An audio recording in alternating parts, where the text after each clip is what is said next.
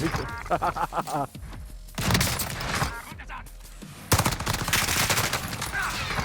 Oh, the bunny hoppy.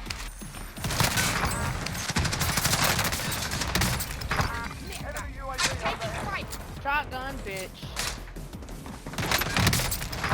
They have me. Oh no, man, this dude is. How is it going, everybody, and welcome back. And it's about time I cover the gun I get asked about the most now, it seems like, probably because it's the last one I haven't done, and that is the Gracey Auto. Not gonna lie, this gun is a bit of a chore to level up. I actually hadn't fully leveled it up when I was making this video because I rarely touched it. I mean, in Vanguard it's pretty rough to use, and in Warzone I think it's a little bit better, to be honest, because it has more room to breathe if you miss a shot. In Vanguard though, you die so quick that a weak full auto, unless you're in someone's face, it's just going to take too long, which is kind of weird to say. But in Warzone, I actually think it's a pretty fun gun, and Raven did some interesting things to balance it out with larger mags. So without further ado, let's hop into some basic stats and then some class setups that I think are worth using. I'll have my preferred setup and then a more ranged focused build. As always, if you want the class setup only and don't care about stats, check the timestamps in the description below. First off, the damage and range for this thing isn't amazing, but it isn't bad. It's kind of average overall in my opinion. The max damage range for this gun is about 3.6 meters or so, and in this range you can kill in 3 stomach and chest shots and in 2 headshots. This is actually a spammy gun that kills in 2 headshots, which is kind of cool. Basically, the body shots deal roughly the same damage as the Origin or the Gallo, those spammy shotguns we all know and love, and the difference as usual with the Vanguard shotguns is that the headshot multiplier tends to make an actual difference, but only in some ranges, so it's nice to aim at chest level if you're confident with your shots. Outside of that 3.6 meters up to about 7.7, you take 4 shots to kill, and you can still kill in 3 with headshots though. Outside of that, generally it'll be more like 5 shots. Now, taking 4 shots to kill after that initial max damage range is something not even the other spammy shotguns do. They usually have 2 3-shot kill ranges before it drops to 4, but this one seems to drop right to 4 after that initial range, unless you hit head of course, which is kind of weird to do with a gun like this that has a bunch of spread and makes it inconsistent. With a rate of fire of approximately 215 rounds per minute, your time to kill is at about 558 milliseconds for 3-shot kills. If you do manage to get a 2-shot kill with headshots, it's 279 milliseconds, which is insanely fast but highly unlikely. And then a 4-shot really bumps it up to about 837 milliseconds, which is, again, going into pump-action shotgun territory, which is not good. And for a gun like this, it's just awful. The difference between this gun and Vanguard and Warzone is that they decided to cap the fire rates differently, and in Warzone, this gun and the Einhorn revolving shotgun shoot significantly slower from what I can tell, which I'm kind of okay with. So far, you're probably thinking, this is pretty weak, and yeah, it kinda is. Considering you only have 5 shots and you have to reload each individual shell, this gun to level up, especially in Warzone, is absolute hell, and I don't recommend it, even in Plunder. For leveling it up, go to Vanguard, or just be ready for some really frustrating gunfights in Plunder. You're probably gonna lose a lot of gunfights. But it does get better, don't worry, I promise this gun does get a lot better, and there are some really good attachments to run on this thing. First off, for the barrels, we have 2 that really make a big difference, and that's the Chariot Big Boy Sport Barrel for range, and then the Rapid Barrel for more fire rate.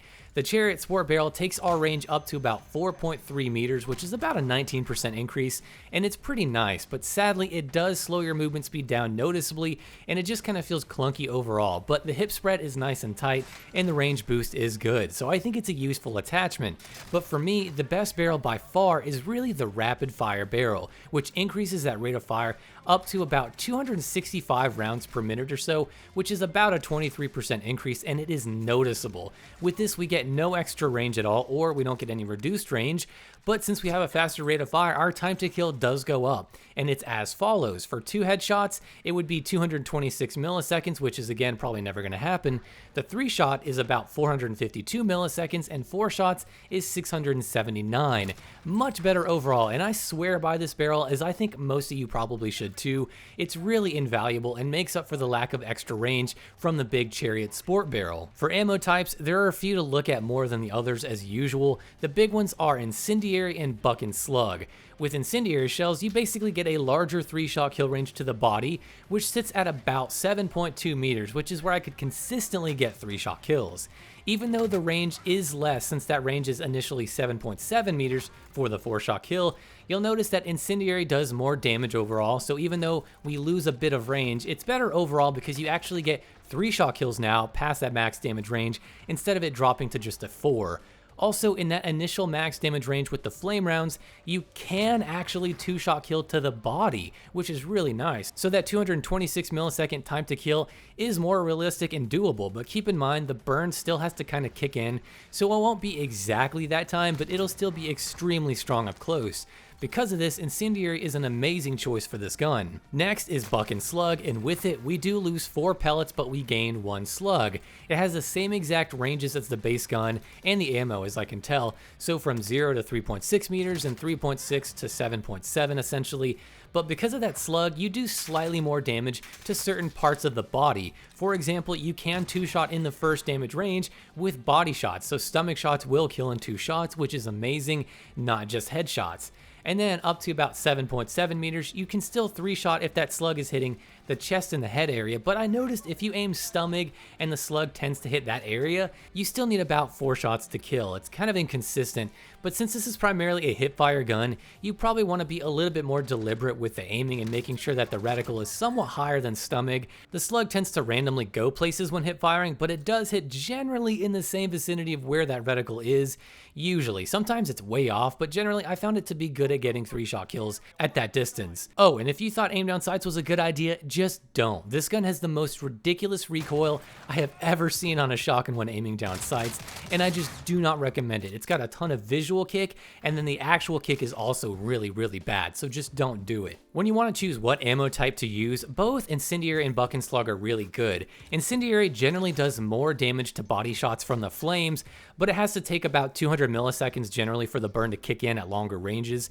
But Buck and Slug technically has potential for longer 3-shot kills, and even outside the first 2 ranges we always talk about, if you hit headshots with that slug, it can take that 4-shot kill down to a 3-shot. But that's pretty unlikely, and you can see that's why people get ridiculously lucky kills with Buck and Slug, is because that slug probably got a headshot, and that does massive damage to enemies.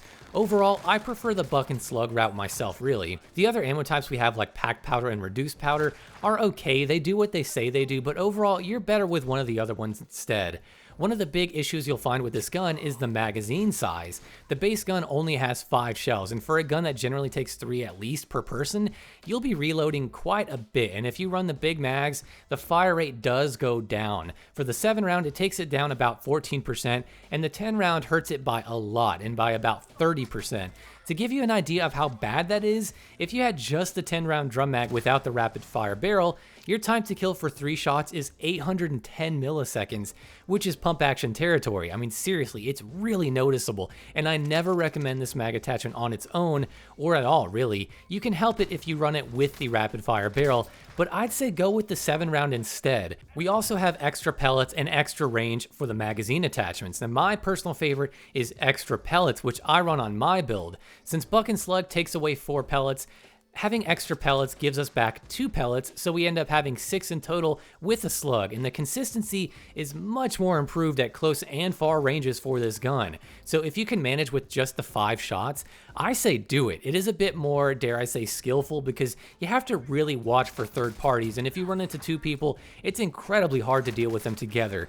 But if you can manage to push engagements to 1-on-1, you will be absolutely destroying people with Buck and Slug and extra pellets. It's my favorite way to run the gun personally. The extra range, by the way, that magazine type does nothing. It's probably bugged, but just avoid it overall. It did literally nothing as far as I could tell. So I'd say either use the 7 round mag or the extra pellet attachments with Buck and Slug. Just stay clear of the other 2.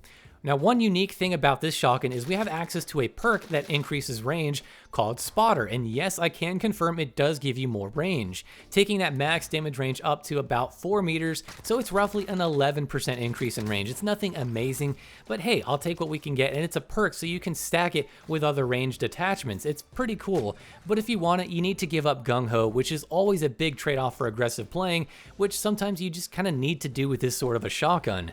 So now that we have some stats and now know what some of the attachments do, What are some good classes to run? First off, if you want a ranged build, here it is. Use the full choke for a nice tight spread, the sport barrel for more range, the removed stock, which gives us a great boost to movement speed and sprint to fire speed, the pistol grip for a sprint to fire speed, and again the fabric grip, which also helps sprint to fire speed.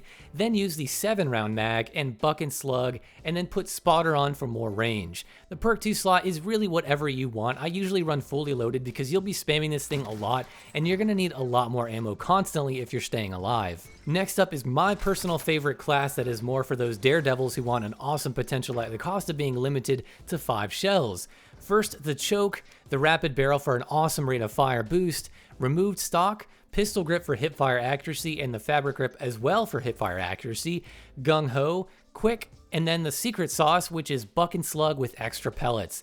There is something so incredibly satisfying about blasting people in one-on-ones with this particular build, and you'd be surprised how effective it is at range with those 5 shots, because those extra pellets really do make a difference, I noticed. Overall, use this build and spam away and don't leave a drop of ammo in the gun. Shoot your 5 shots, run and reload. You'll be amazed at how effective it can be. If you feel like you have to potentially kill someone around a corner, you better just shoot 3 times and hope for a kill and then top it off. It's harder to manage, but man, it's strong and it's satisfying. This gun is weird, and most people will probably write it off, especially with the ground loot versions of it, but with my class, you can unlock some serious potential. Yes, it's limited in mag size, but a good player can manage and force engagements to their liking, so I think this is a really strong build. This gun, compared to the other shotguns though, it's honestly not as good because most of the other shotguns excel in better areas, but this one is pretty fun to use and has an amazing time to kill, and those extra pellets with buck and slug is so satisfying to use. Is it overpowered? Not really. I think that this gun compared to the other shotguns is probably the most balanced by far with the attachments it has. It's really only good for one-on-one engagements, and it excels in that area pretty well, but outside of that, it's really hard to use. Most of the other shotguns can be argued that they are overpowered pretty easily, but this one is the least overpowered in that sense. And that's just about going to do it for this video, guys. So let me know down below in the comments what your preferred way to run this gun is. What do you think of my build with the buck and slug and extra pellets? And what do you think about the Gracey auto overall? I think a lot of people are sleeping on it because it's kind of weak compared to the other shotguns that have such blatantly overpowered builds. But let me know what you think down below in the comments. Subscribe if you want to see more shotgun content for Warzone and Call of Duty. And with all that being said, guys, I will see you in the next video.